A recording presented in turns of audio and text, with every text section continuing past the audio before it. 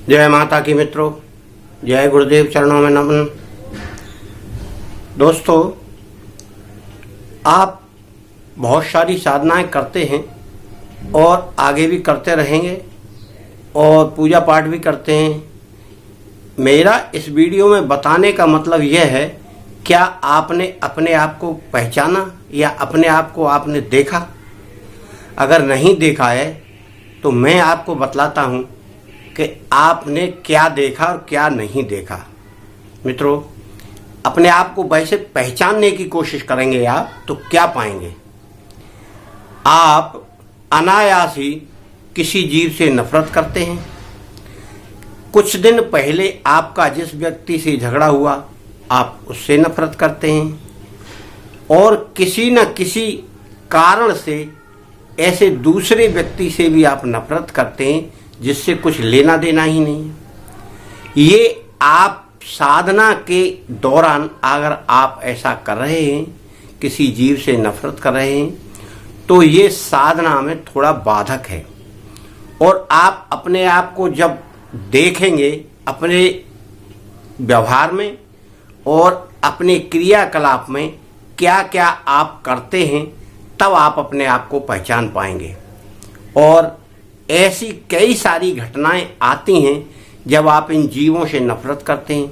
क्या आपने ये कभी सोचा, जिस देव की, जिस इष्ट की, जिस शक्ति की आप आराधना कर रहे हैं, वह सारी शक्ति उन जीवों में, उन प्राणियों में मौजूद रहती है? क्या कभी आपने ऐसा महसूस किया कि इस सूअर में मेरे इष्ट हैं, इस बकरी में मेरे इष्ट हैं, इस चिड़िया में, इस कौवे में, इस गाय में, इस मनुष्य में?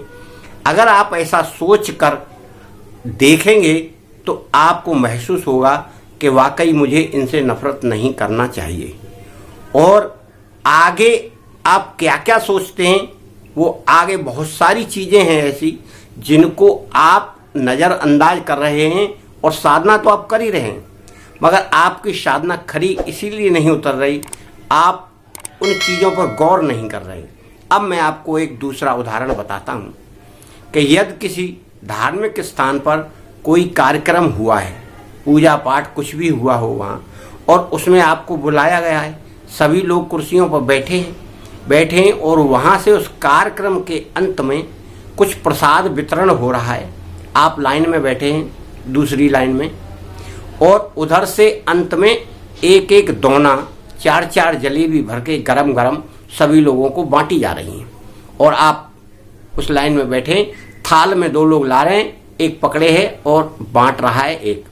इस तरह करते करते वो थाल वाला व्यक्ति जब आपके पास आता है तो वो जलेबियां खत्म हो जाती हैं और वो थाल वाला चला जाता है। फिर जब वो दूसरा थाल वाला आता है तो वो आपकी पंक्ति को छोड़ देता है, दूसरी पंक्ति में वो बांटने लगता है। इस प्रकार से और फिर तीसरी में, और आप रह जाते हैं। तब आपके मन में ये विचार आता है कि मुझको दी नहीं इसने जलेबी, क्योंकि जलेबी आसपास लोग खा रहे होते हैं, आपके अंदर खुशबू जाती है और आपके अंदर एक ऐसा लालच सा आ जाता है। आप ईश्वर को, इष्ट को, पूजा को, वहाँ जो प्रोग्राम हुआ उसे सबको भूलकर आपको केवल जलेबियाँ याद रहती हैं कि मुझको क्यों नहीं दे रहा। और आप बड़े बेचैनी में होने लगते हैं कि मुझको छोड़ दिया, अब मुझे मिलेगी नहीं। तब फिर उस कंडीशन में आप क्या करते हैं, या तो उठकर उससे मांगते हैं कि भैया मैं रह गया हूँ, मुझे दे दो प्रसाद, या फिर आप उठकर चले आएंगे। अगर आप उठकर भी चले आए तो वह जलेबी की घटना आप जल्दी भूल नहीं पाएंगे। ये एक ऐसी घटना है जो अपने आप को पहचानने वाली है।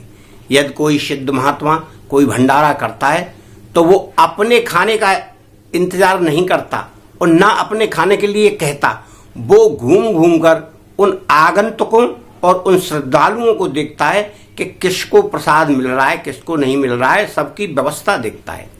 तो मित्रों, हम अपने आप को पहचानेंगे कैसे? यदि हम अपने क्रियाकलापों पर और जो हम सुबह से शाम तक कर रहे हैं उन पर ध्यान करेंगे, तभी पहचान पाएंगे। अनायासी क्रोध कर बैठते हैं, कुछ लेना नहीं देना नहीं, कोई बात किसी ने कर डाली, हमने क्रोध आ गया। तब हमारी साधना में ये सबसे बड़े विघ्न के कारण हैं।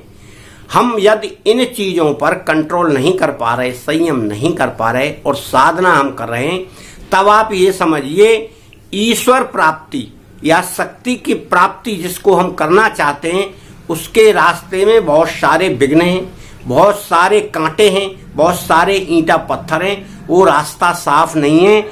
इसलिए हमको ईश्वर तक पहुंचने में बहुत सारा समय लग जाएगा।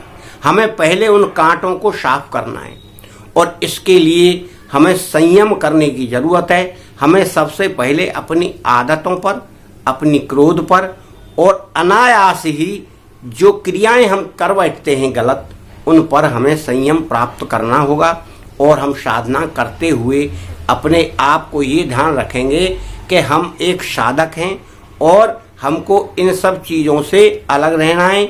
दूसरे के व्यवहार से और हमारे व्यवहार में अंतर होना चाहिए, ये निश्चित है। और इसीलिए हम लोग इस तरह के, जैसे गले में कंठी बांधे हों, माथे पर तिलक लगाए हों या दाढ़ी रखाए हों या हम पीले वस्त्र पहने हों, ये हमारा एक सिंबल है और ये हमारी एक पहचान है जिससे हमें बार बार ये याद रहता रहे कि हम ईश्वर की साधना करते हैं।